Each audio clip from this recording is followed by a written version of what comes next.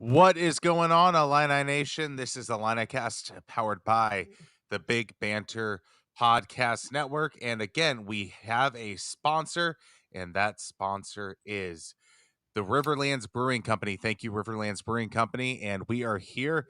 This is an Illinois victory over Minnesota by the thrilling score of 105 to 97. And this is just a In regulation. unbelievable. That's a Yep, regulation score.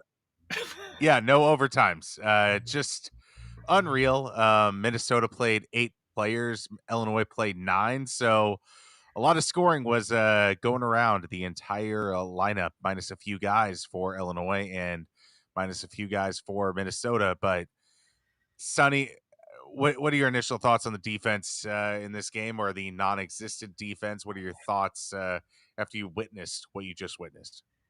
I don't know what got more of a cardio workout today. The players on the floor or my heart. Just between watching these guys race up and down the court in this game, and I was simulcasting with the Bulls game. I don't know if you watched that, but that went into 2 overtimes itself. It's just been an exhausting evening of watching basketball. I feel like I just did an hour and a half on the Peloton, but it was a game to watch, and it's gotten to the point where like I don't really feel great after victories anymore. It's more I just kind of feel relieved. And that's the feeling I have right now. I mean, I'm sure, everyone that's watching right now, by the way, feel free to leave a comment. We're streaming this live. When Damask committed that foul, where the guy, at the 3-point line, I was just like, oh no. Oh no, no, no, no. Please, let's not have this happen again. And you saw the way Brad Underwood reacted. Like he knows. We're all thinking it. But luckily Minnesota is, a good team. Not a great team, not an elite team. So, we were able to take care of business. But yeah, I mean I got a smile on my face, but my undershirt's full of sweat right now. I mean, wins are wins in the Big Ten and subsequently the NCAA tournament whenever it gets to that point.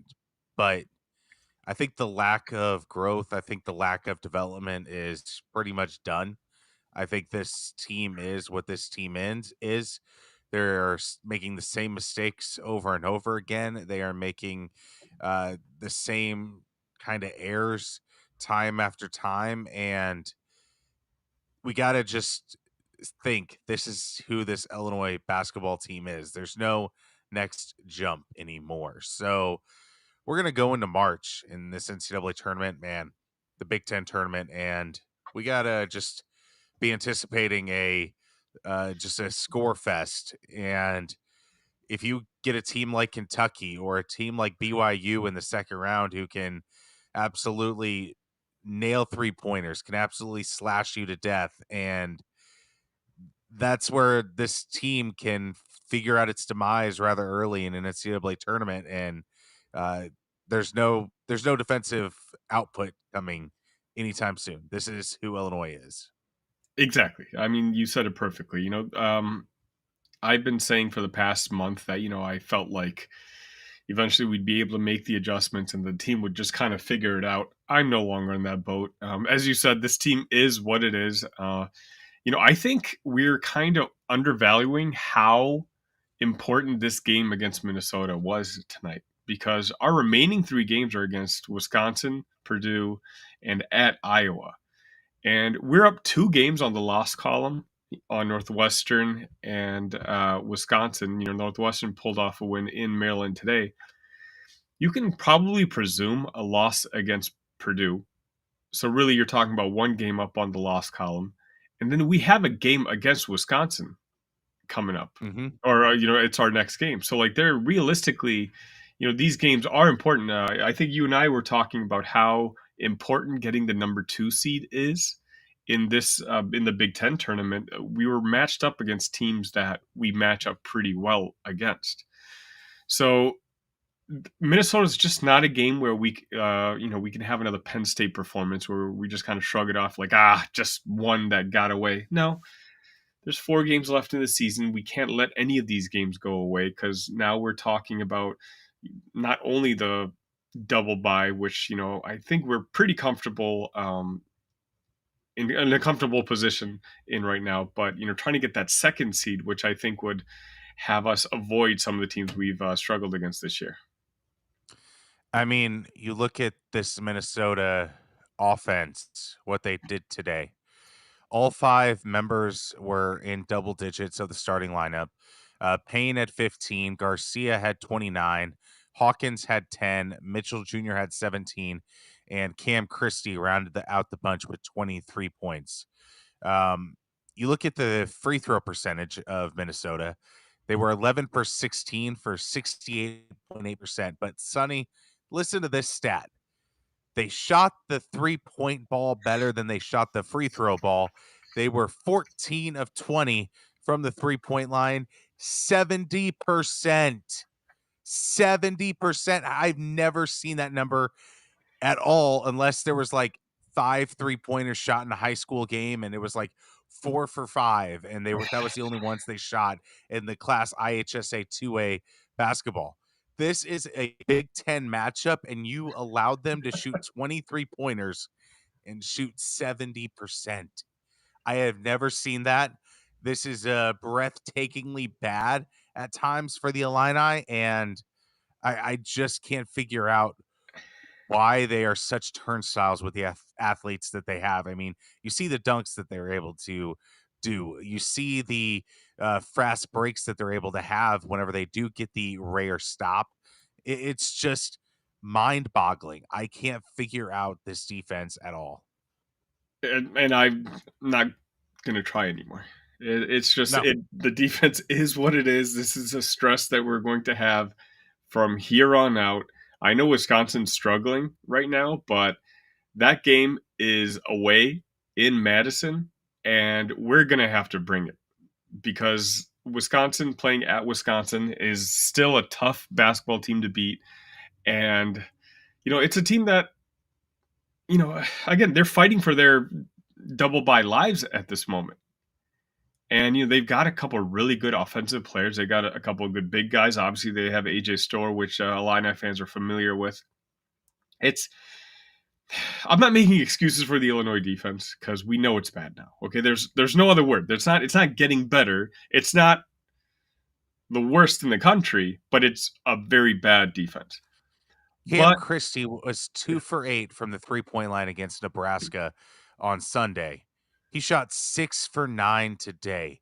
I mean, the guards like Marcus Damask need to play better. Justin Harmon needs to play better. Ty Rogers needs to play better whenever they're guarding these guards. I mean, it's so troublesome to see. And again, I just got to relax about it because this is who they are.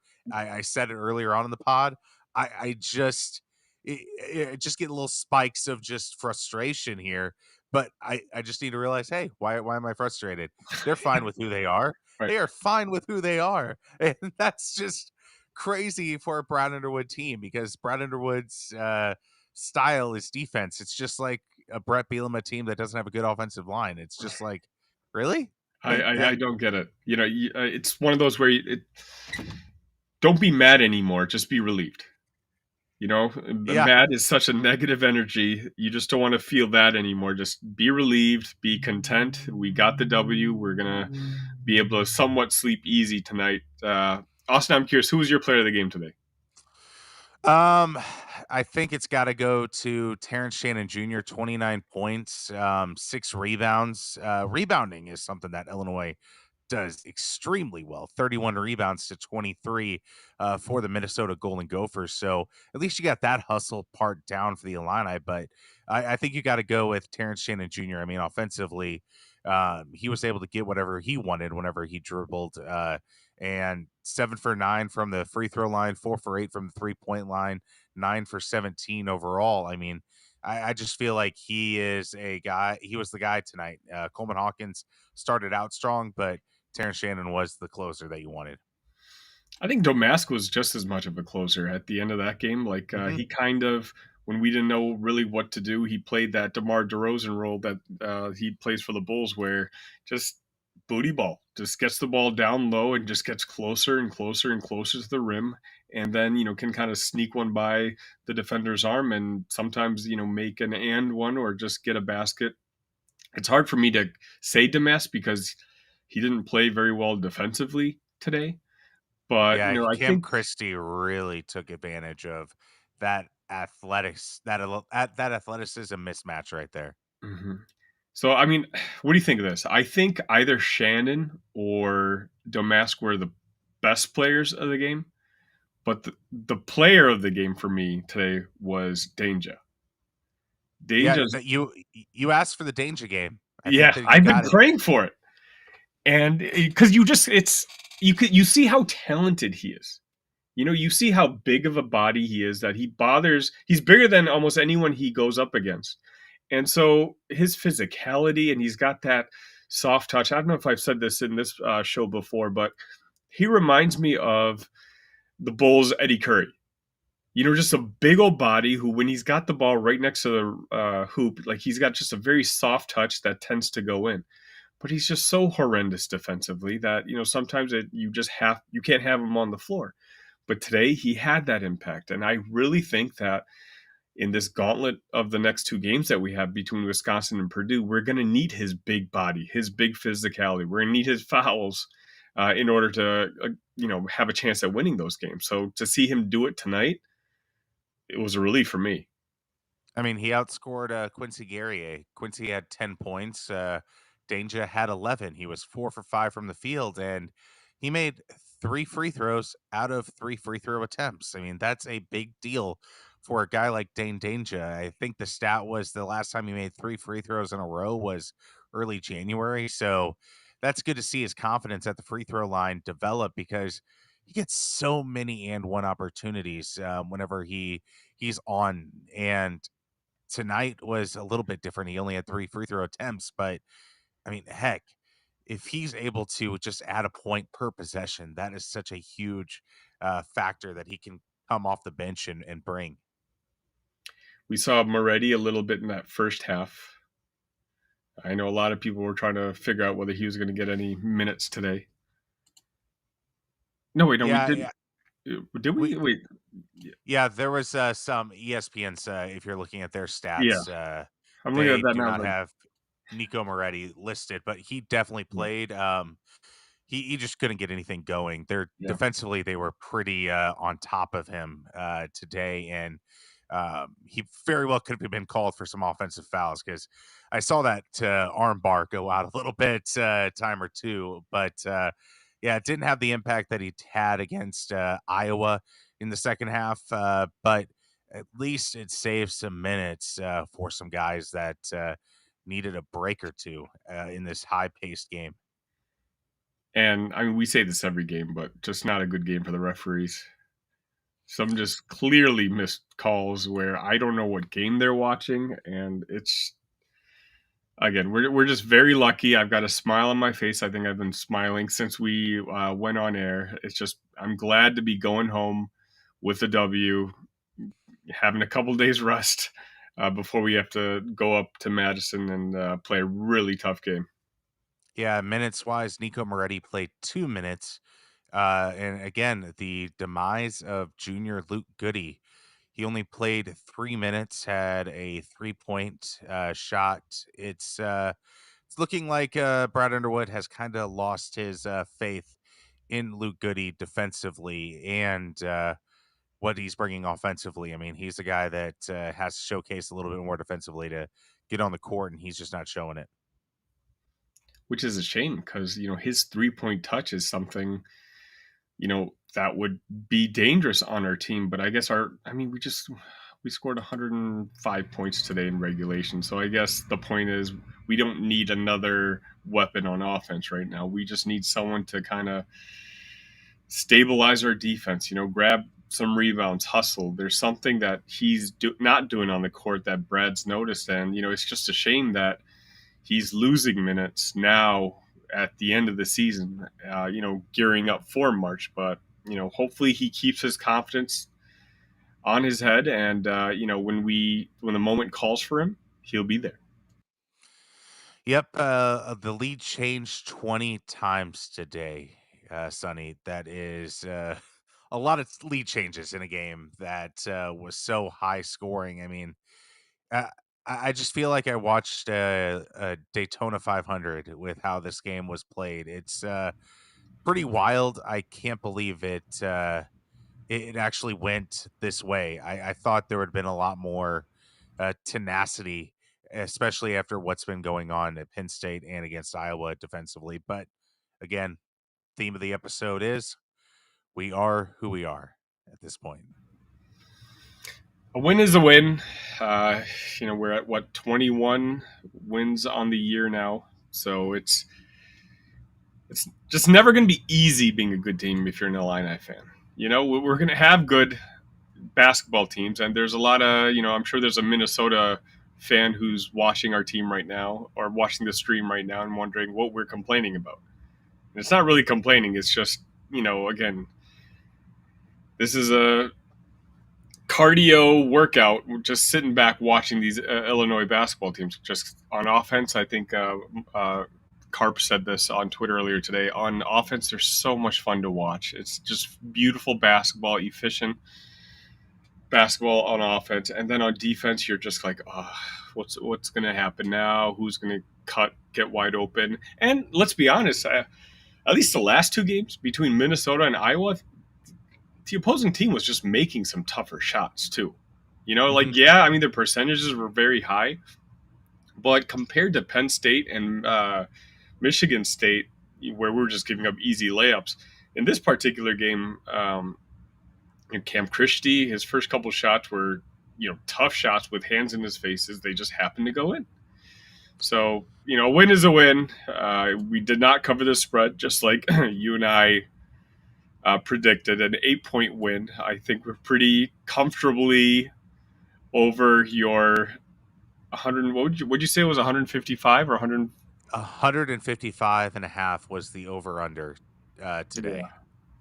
we did that pretty comfortably. Gville, Yes. thank you for watching. He commented, I think we dropped like 40 spots on defense on Ken Palm. I don't even know if But there's 40 spots to drop at this point.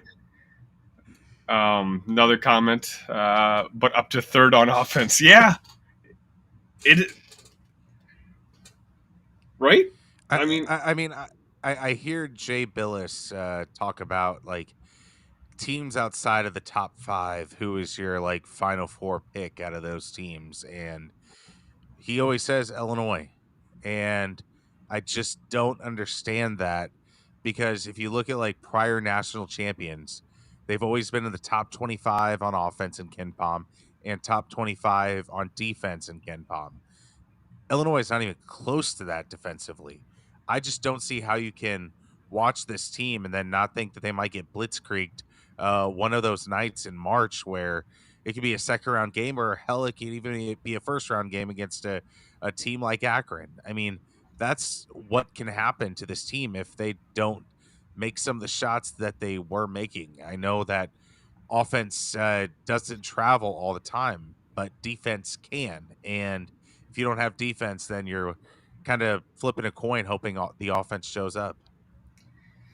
the only answer to that is yeah, any team can go off on us and score 90, 95 points, but this team itself has shown that they can answer their awful defense with even better offense. And, even allowing 95, they can score 105 themselves. So, I agree with you that, I don't see the run that I had envisioned earlier in the season, but do I think the team can?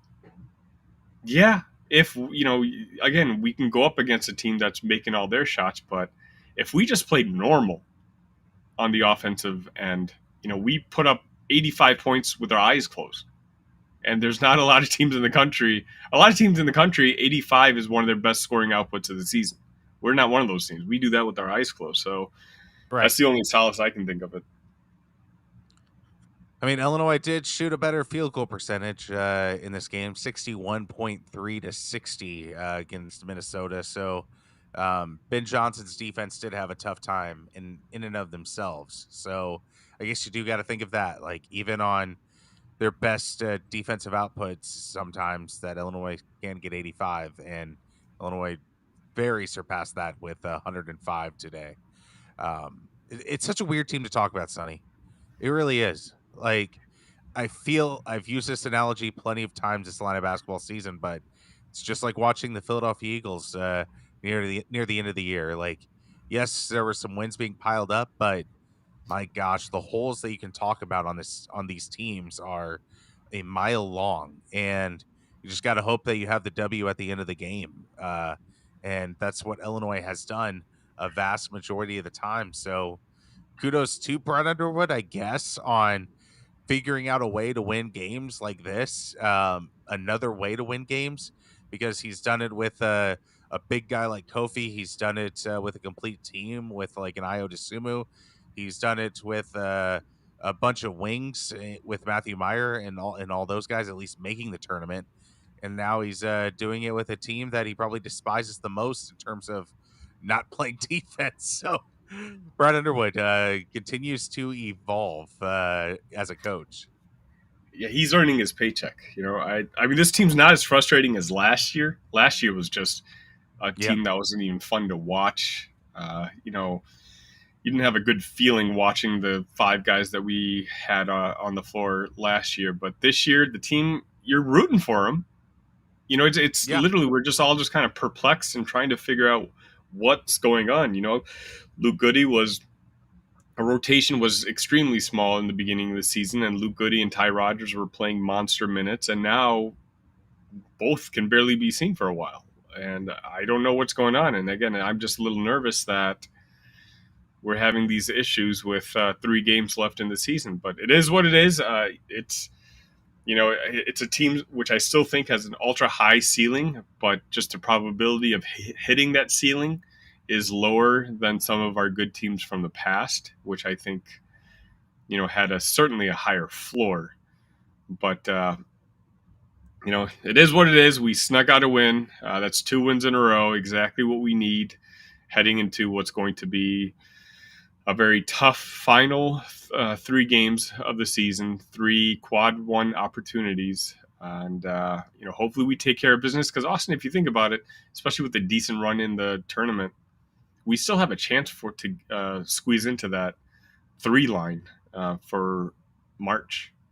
Absolutely. The SEC is going to continue to cannibalize themselves, which is going to benefit Illinois if they take care of business. So there are opportunities with the games that teams above us still have to play. But quickly before we get out of here, I just want Sincere Harris to pull like a WWE move and just run down the tunnel and be like, "Oh God, that's Sincere Harris's music right there. The defensive stopper. Here he comes. Oh my God, he's manning up. Cam Christie, he's got him. He's got him. Like Like, I just want that. how much do we miss him right now? You're just one guy just to clamp up because right now you see Goode and you see Damask just being run through the ringer on the other side. Having Harris and Rogers in our backcourt, like who are you switching off of? Good luck. Yeah, I mean, I would love a lineup of like Dane Dainja and Coleman Hawkins down low. I know Dane has some issues on defense, but at least he can be a big body. Um, but in front of him, if you have Ty Rogers and Sincere Harris, where he just has to play a help role and just be a bigger body down there, and that frees up Ty Rogers to go hound a guard. I mean, that's what you need. I feel like if you're Brad Underwood, you have to have a conversation with Sincere Harris and be like, listen, I know you're trying to gain strength, you're redshirting here, but hey, your team needs you in the NCAA tournament and in the Big Ten tournament. You are a guy that we need right now. And I don't know if that would work on a guy like Sincere Harris who may have transfer wishes at the end of this season, I but hope not. my goodness, like this is a guy that you really need. And I kind of discounted the loss early on in the season. I was like, well, I mean, you have all these guards. Like, is that really a big deal?